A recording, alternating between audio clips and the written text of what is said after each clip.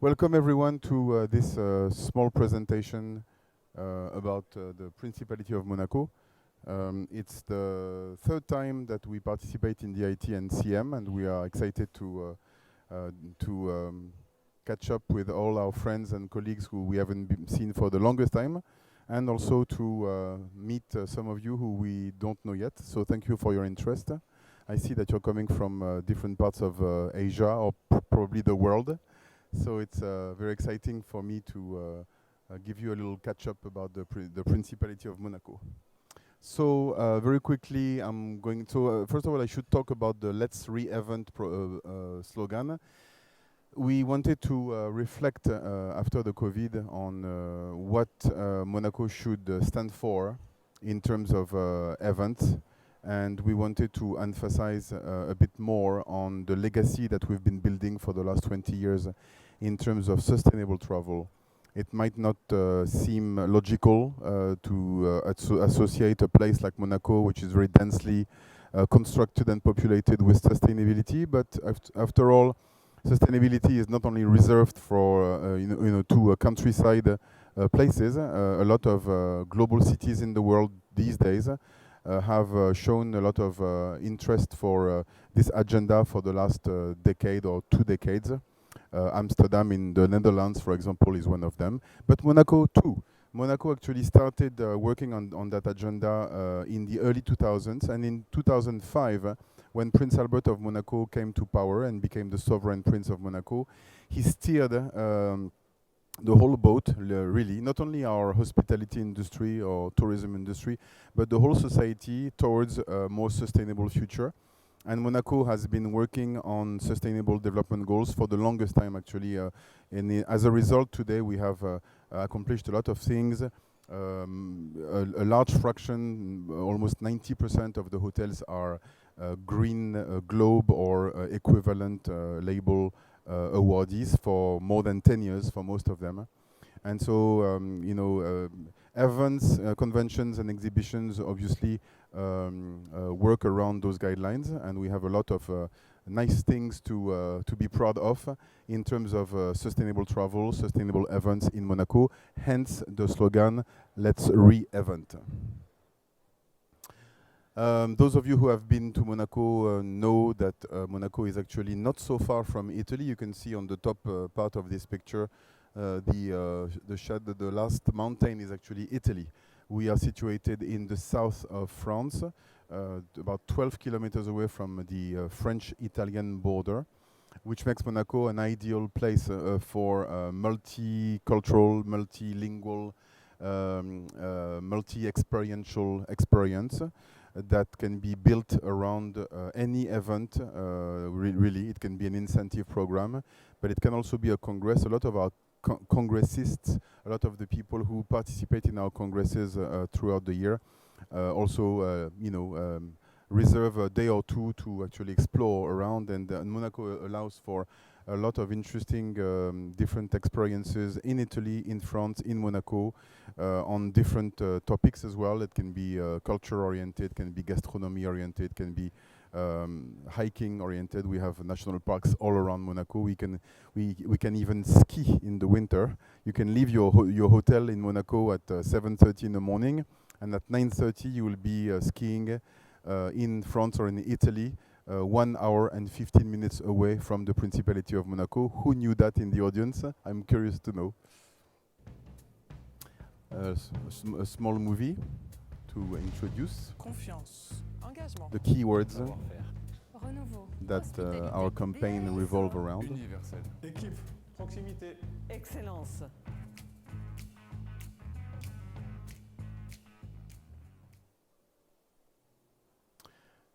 All right, so that's the overview of the presentation. I'm afraid I won't be able to do it all, but in a nutshell, that's an interesting picture that shows you how we get to Monaco from different parts of Asia.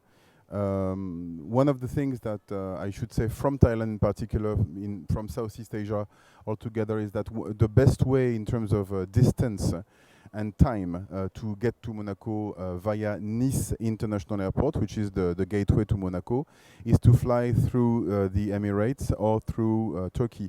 As a result, the airlines from these countries are the best choice when it comes to flying quicker, covering less distance, and also in terms of fatigue, or you know, to optimize your trip. So obviously, all the legacy carriers from Europe and of course from Thailand go to Europe to several capital cities, which then offer a lot of connections from their airport to Nice. For example, Paris has more than 25 flights a day. Frankfurt has more than 5. You can fly from Amsterdam, from Zurich, from Geneva, from London, and where not. So it's not a problem of accessibility, it's more maybe a problem of time. And so definitely it's interesting to know that if you fly via the Emirates or Turkey, you would probably save about two hours in that journey. The key facts: Monaco has it's one of the smallest countries in the world, as you probably know. As a result, it has a small population of about 40,000 inhabitants. The French account for the biggest population because most of the people who are French living in Monaco were actually born in Monaco but do not have a Monaco passport yet. Many of them were actually made Monegasque in the last decade. Monaco's population has increased by about 25% in the last decade due to mostly the conversion of French nationality into a Monaco nationality for those people who were called les enfants du pays, the children of the country, and that goes for both French and Italians. But Monaco is also a very international country. We have about 140 nationalities living there, which makes Monaco a very versatile destination when it comes to speaking foreign languages. Definitely English is a no-brainer. Everybody has to speak English in Monaco, just because it's not that it's the lingua franca. French is the official language, but English is widely used throughout society to communicate with people who don't speak French. Sovereign city-state under the Grimaldi family, which is the reigning family since 1297, which is the inception of Monaco as an independent territory. Head of state is Prince Albert II, who you probably all know. We have 300 days of sunshine per year, which makes it an agreeable destination also in the winter time. Actually, back in the 19th century, Monaco was the high season of Monaco was the winter, not the summer. It became the summer. The summer became the main season because of the paid leaves that started to be granted to workers throughout Western Europe. But in the past, actually, winter was the high season. So those of you who might think that it's not worth coming to Monaco, then are going against 70 years of trends from most of the European and American travelers then. We are one of the safest destinations on Earth. It's very important, coming from Southeast Asia in particular, in Asia altogether. Asian people are used to security and safety in the street, in their whereabouts. Monaco can guarantee that for sure. Monaco is one of the most secure, although it's discreetly policed. You don't see police everywhere, but somehow they managed to make security a very unique selling point compared to vicinity countries. And of course, Monaco, being a country itself, welcomes a lot of international intergovernmental or non-governmental organizations, which obviously make for a lot of congresses and conferences that some of you may know of or contribute to throughout the year in different fields, from the medical field to the legal field. Monaco actually has a few legacy events that are the biggest in their field around the world, such as for example, the reinsurance event, which has been going on for more than 60 years, or the plastic surgery event, which has been going on for more than 30 years. Those are the biggest in their field around the world, just to cite a few examples. Monte Carlo is obviously the most famous district of Monaco, but it's only a district of Monaco. It merits to be reminded to you guys. We've got actually 7 districts in Monaco, only 6 are featuring there.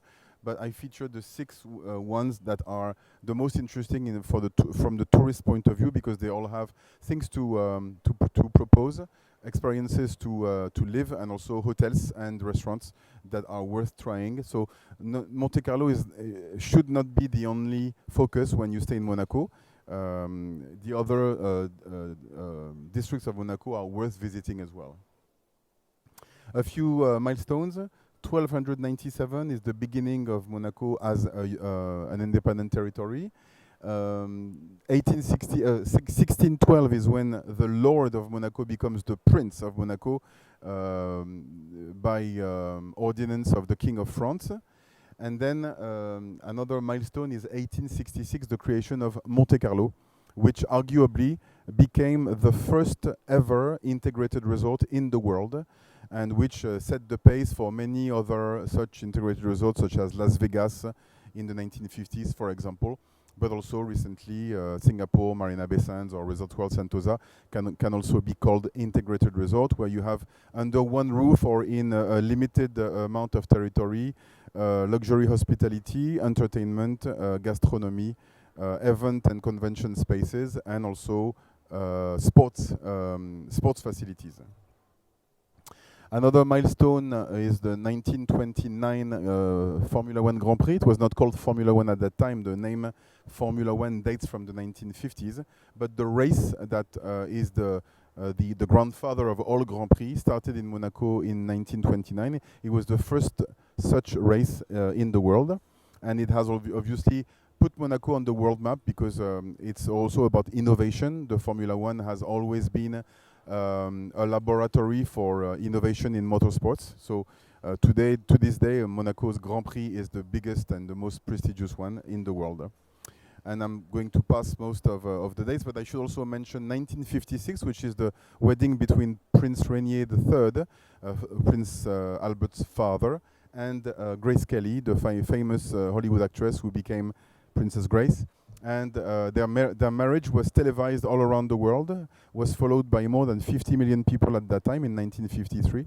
And 56, sorry. And it was really the time when Monaco became international and was identified as an important and worthwhile spot to visit around the world by different people all around the world. And 2005, I will keep the last one, is the accession to power of Prince Albert II of Monaco, who, like I explained in the beginning, put immediately a lot of emphasis on sustainability throughout the society in Monaco. So the 5 reasons to visit or revisit Monaco, some of them I went through already. So the fact that Monaco has been around as a country for more than 700 years obviously has allowed Monaco to become different from France or from Italy. It was never occupied or subjugated or swallowed by any big ensemble, any big country in the course of its history, except for 10 years around Napoleon the First. But when Napoleon was defeated, Monaco became independent again. So there was only that small gap of 10 years in the whole history of Monaco where Monaco was not Monaco. It means that if you go to Monaco, you will experience a different experience. Not only the people are different, but the language. Monaco has its own language, which you may hear when you come to Monaco. It derives from the Genoan Italian dialect. But also the behavior, the way people just live their life, the friendship, the family atmosphere, the village atmosphere that Monaco enjoys is also something that people are keen to share with visitors. And we like to say that when you come to Monaco, you come as a visitor, and when you leave as a friend. And it's only those small places around the world that can allow, this real size, family size destinations that can allow you to enjoy your experience in the same manner. So that's something to be said about the Principality of Monaco. The palace can be visited. The collections are visitable throughout the year with a tour guide or not. We've got those devices that you're using now in 40 languages. That's something worth visiting. Before you do that, you will have stopped at 11:55 every morning for the change of the guards, which is a massive tourist attraction. Unfortunately, a large fraction of these stories only come for that, which is a pity. And our job here with my colleague Jehang is actually to convince many of you that your clients should stay in Monaco as opposed to pass by, take a photo in front of the casino or in front of the palace and leave. Big difference. You can say that you've been to Monaco, but you cannot say that you experienced Monaco if you only took a photo. Then the casino, obviously, a very famous establishment through Hollywood movies, James Bond movies, Ocean 11, Ocean 12. This establishment is one of the symbols of Monaco because it's also one of the places that contributed to its fame around the world. It's not the dodgy type of casino that many people know from the novels or you know the idea that we had about the casinos in the 19th century. It's actually a very polished environment that is a museum in the morning and a real casino from the afternoon. So that's worth visiting, even if you're not a high roller. The cathedral, well, even if you're not Christian, you can actually enter.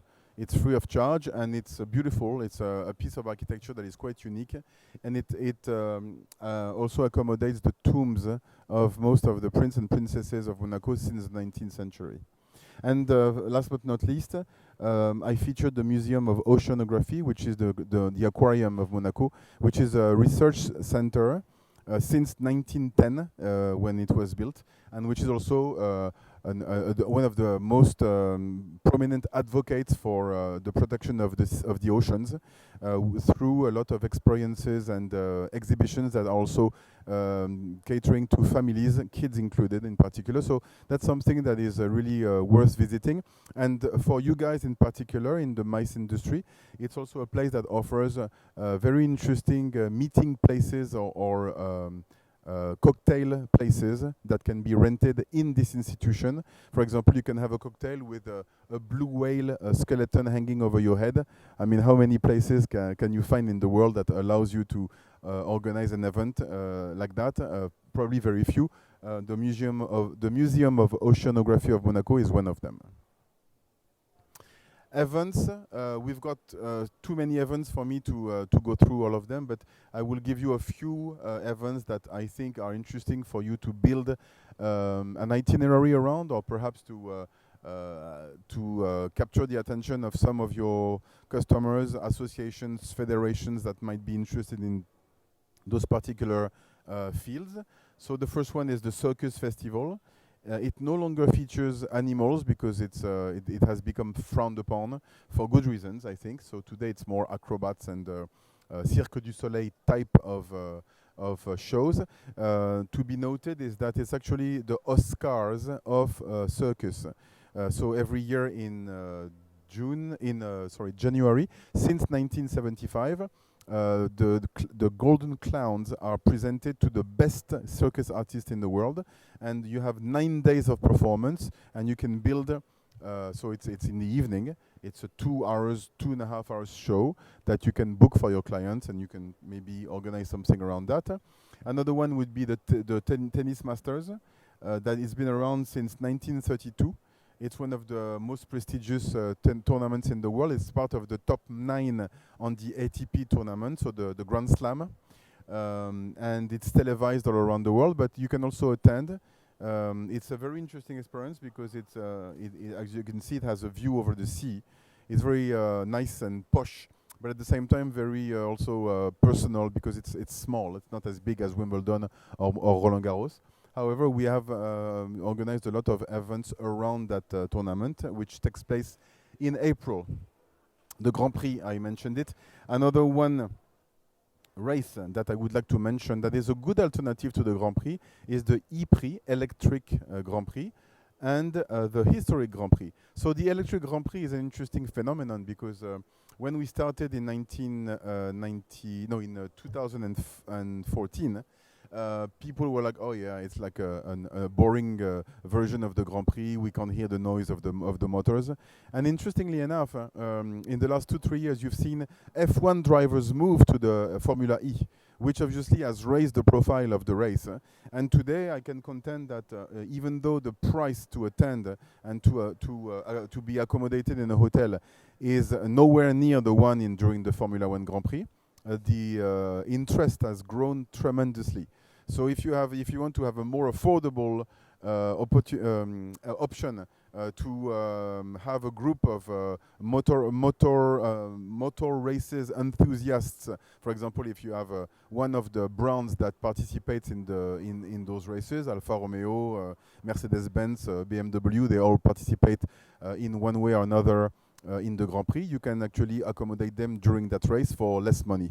The prices of the hotels is like just published rate, whereas during the Formula One, it's 4 times to 5 times more expensive per night. The Monaco Yacht Show in September has garnered an equal amount of interest as the Formula One Grand Prix of Monaco. It's the biggest such show in the world. It's a super yacht exhibition.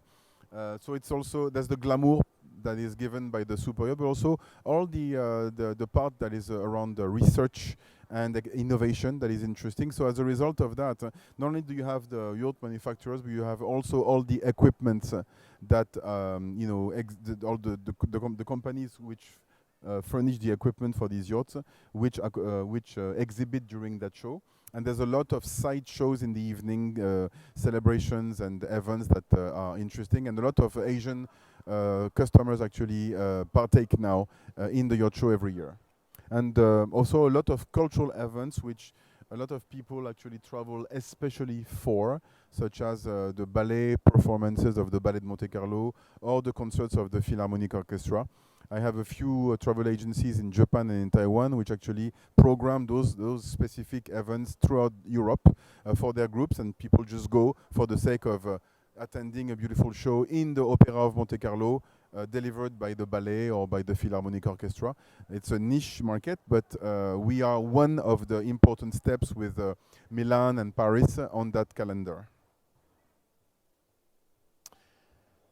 Gourmet destination, I'll pass very quickly. What I can say is that we have the Europe record in terms of how many Michelin-starred restaurants there is in 1 square kilometer. But we also have other options, so you don't have to spend $200 per meal in Monaco. You can if you want. You can spend more actually, but you can also eat for you know, a reasonable amount of money.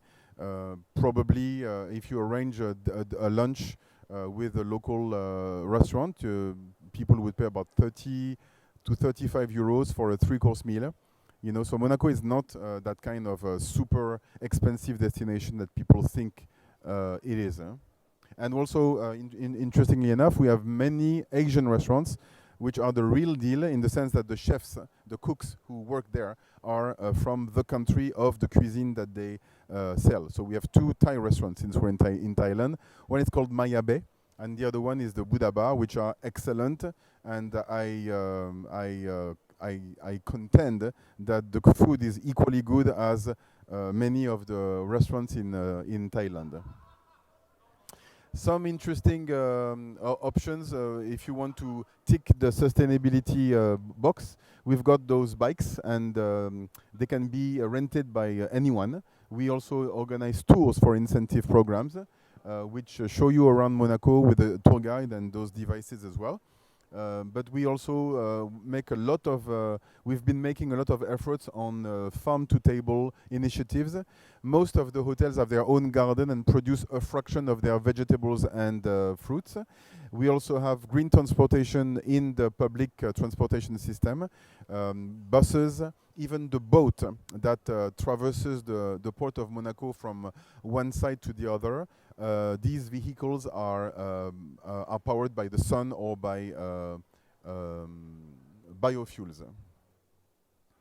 A few little anecdotes about Monaco that you may not know about. We have our own food court in Monaco at the Condamine Market. It's an interesting setup because it's actually, it looks like the food court that you might know in Singapore, for example. Think about Maxwell or L'Eau-Passat in Singapore. For those who know, it's actually very comparable in terms of the setup. It's a 19th century structure in cast iron, and inside you've got little stalls where you can sample the local food and eat at communal tables with locals. So that's a good experience to try as a tourist. We can privatize that place for big groups, big incentive groups, when it's organized ahead of time. We've got obviously many gardens that are worth the visit. The Old Town is one of the highlights of Monaco. Yeah, this. Oops, sorry, that's not the one I wanted to show you. Yeah, that's the Old Town in Monaco. It's most of the Old Town is from the 18th century, so it's very well preserved and very quaint and beautiful. The pedestrian walks are very successful in Monaco, including for groups actually. Walking is getting more popular these days. And also we've got local made in Monaco items, such as here the Brasserie de Monaco. We have 4 different beers brewed in Monaco. They're also exported around the world. We've got a chocolate factory in Monaco. We have a dishware company like those of you who may know Limoges in France. So it's the same type of product. We have also orange liquor made in Monaco. We have oyster farm in Monaco as well. So those are made in Monaco. You can't find them elsewhere, and they can offer an option for presents and gifts when you come back. This one picture I think is very interesting to show you what can be done in Monaco in what did I do? Shoot, I'm sorry. Okay, yeah, so that orange part here, is a 1 hour range from Monaco. So you can reach all these places, which include Ez, that many of you might have known of because it's one of the beautiful quaint villages, perched villages above Monaco, which offer a very easy afternoon activity. La Turbie, this trophy is actually a Roman time monument 2,000 years ago, which those trophies used to mark the limits of the Roman Empire.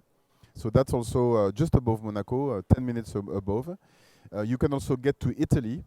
San Remo, for example, has a very interesting old town that you can visit, followed by a local lunch, and also the afternoon you can go to the mall, which one of the outlet stores that you may have heard about, which is situated in San Remo, and all that in 45 minutes to 1 hour from Monaco by bus. So that's a great opportunity to have France, Monaco, and Italy in one single day, if you would want to do that. And 2 hours away, you have all these, including the ski that I mentioned earlier, including more activities in Italy. So what's interesting to see via this drawing is that if you are situated in Monaco, you have the whole French Riviera accessible to you, and also the whole Italian Riviera accessible to you. So that's a great option to it's a USP, if you will, to pitch your clients for a 3-country experience without having to travel for too long. If they don't have a lot of time, sometimes dedicating a whole day or almost a whole day to moving from place A to place B might be a deterrent. And so if they want to have something that is varied culturally and artistically and in many ways, being in Monaco is the best option to visit those many places. Those are the chefs that just joined us recently. Those of you who might know Yannick Aleno from the Meurice Hotel in Paris, he's just joined and opened a restaurant in Monaco. But I'm not going to go through that. But in essence, we've got new restaurants all the time, just like any other big city. And then the new places that you may not have heard of, because some of you have not been to Monaco for the last 3 years, just like many people around the world. We have a new casino square. No, sorry, I should start with the collection of cars from the Prince of Monaco. This collection of cars was put together by Prince Rainier from the 1950s to the 1990s and was continued later on by Prince Albert. Mostly those cars are offered by the Browns or are offered by other head of states because they knew that Prince Rainier was a lover of unique cars. So you get to admire unique cars in this collection, which is now in front of the harbor of Monaco. And that also allows you to privatize the museum, and we can accommodate up to 1,000 people in a cocktail configuration. So that can be also an interesting setup for a particular event. Another one which is interesting is the exotic garden. It actually has spaces that can be used for groups for privatization. It has the most beautiful view over the Principality of Monaco. It's actually one of the most Instagrammable places in Monaco. Another one is the Casino Square, which was renovated in 2019 and 20 during the COVID. We are still renovating now the Café de Paris, which is the legacy brasserie, which is wrongly translated by coffee shop, but it's like a bistro type of restaurant in Monaco, inspired by what was launched in Paris in the 19th century. This place has been around in Monte Carlo for the last 160 years. So the renovation will end the renovation of the Casino Square, which is now almost entirely pedestrian and which also can be rented or privatized for special events, concerts or product launches. And then last but not least, there's a new sea extension in Monaco that is almost finished now, and that's later on in the Fontvieille district. This is not fundamental for the moment. Very quick overview over the hotels. As you can see, hotels all around. Most of the hotels, however, are concentrated in Monte Carlo, which is this area here, and on the Larvoto area, which is the beach area. As you can see, we've got many 5-star and 4-star hotels. You might wonder why the Fairmont is a 4-star. It's only as a result of a strategic decision that Monaco made in the 1990s when pharmaceutical firms and medical congresses started to ban 5-star hotels as a bribery. So now if you participate in a pharmaceutical congress or a medical congress, you cannot stay in a 5-star hotel anymore, otherwise you are accused of wrongdoing. So those organizations, those congresses have started partnering with 4-star hotels. The Fairmont, being the biggest structure in Monaco and in the south of France, could not afford to be 5 stars as it is in the rest of Asia, just because it would have lost the opportunity of this clientele. And the same goes for many other hotels in Monaco. Well, those are the main ones. Hôtel de Paris, everybody of you knows. It's the flagship in Monaco, built at the same time as the Casino in 1864. Not so long after was the Hermitage Hotel, which is the same category as Hôtel de Paris. They are both of them are leading hotels of the world members. Both of them can accommodate from 50 to about 120 bedrooms in similar categories for incentive groups. So I'm not saying that you can't use a 5-star hotel for incentive groups. It just can't be pharmaceutical, medical, and other industries. Monte Carlo Bay Hotel and Resort is a 4-star, similar to the Fairmont, also in terms of its quality. 35 square meter bedrooms, all have a balcony. 78% of the bedrooms have a direct view over the sea, and the others have a partial view over the sea. This is a great option for congresses as well because of the capacity of the hotel, which is 332 bedrooms. The Fairmont, as I was mentioning, is the biggest hotel in the French Riviera. Built in 1975.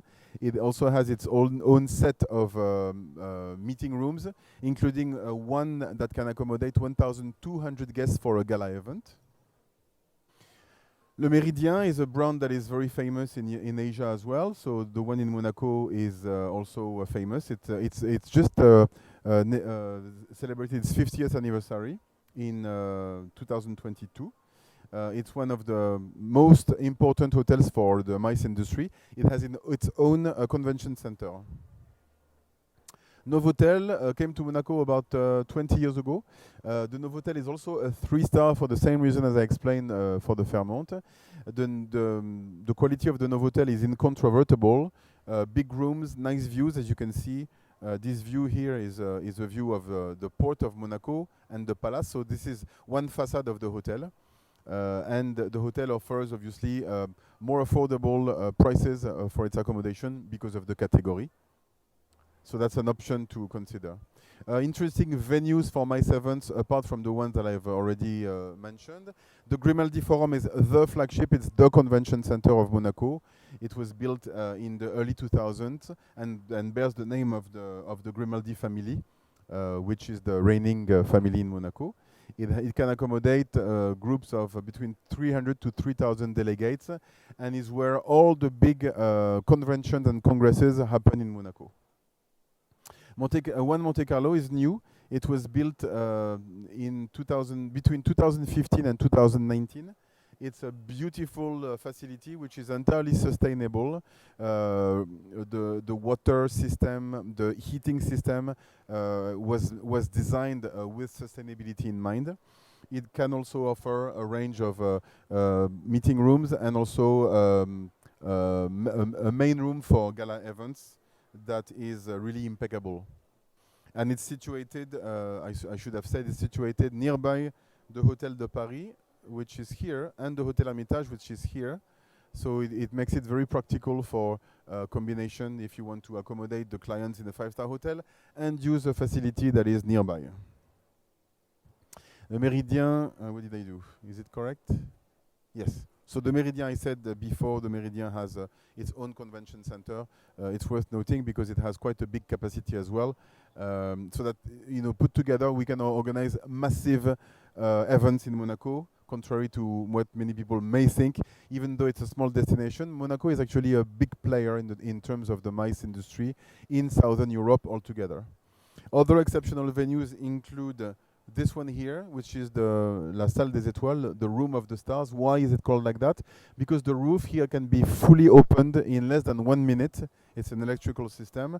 And when the roof is open, you see the stars in the sky. And that's usually a feature that we keep as a surprise to the delegates. This room is a dinner show concept. So the dinner can accommodate 900 people in long tables and about 600 people in round tables. And because it's a concert hall, it has all the sunlight, everything that is needed for a show, a concert, or anything that has a glitter and glimmer. Is available there, so you don't have to bring any production team, only for the design of the event. All the hardware is there already. Another interesting one is this one, which is Villa La Vigie, which is very famous with product launches. It has a very big garden that can accommodate up to about 400 people comfortably. They say 300 here because it's the lawn in front of the hotel, but there are other places that can be used as well. It even has 6 bedrooms that can be rented for the VVIPs or the president of the company. And we've made a lot of prestigious events there. The last Chanel collection was partly presented here. Another one is the Buddha Bar. It's a franchise, as many of you may know. There's one in Paris, one in Budapest. Monaco was the second one, I think, in the history of the franchise. What's interesting is that the chefs are actually Malaysian and Thai. So it's real Southeast Asian cuisine. Another interesting option is obviously inside the hotels. We've got these ballrooms, which are usually used by the Prince family for special events, gala events, fundraising dinners. Their capacity varies between 280 to about 500. And those are good options, obviously, for prestigious events. If you want to finish, for example, a nice a period of 3 days in Monaco with a closing gala dinner, those are usually chosen as the best option because of the prestige that immediately derives from them. And other venues that you may not know about, one is the yacht show. The yacht club, sorry. So that's a photo taken from the yacht club. I regret that the facility itself is not displayed there, but you can easily find it on the website of the tourist office or the website of the yacht club. We work with them. It's a public facility, it's government owned. So that's why we can collaborate with them and use it for special events. Another one is the circus. It's actually like the Colosseum in Rome. It's a round-shaped structure, which is permanent and which is very famous for accommodating the circus festival in January. But because it's permanent, it can be used for also shows and congresses throughout the year. And then last but not least, I also wanted to mention this one here, the Museum of Oceanography, like I mentioned in the beginning.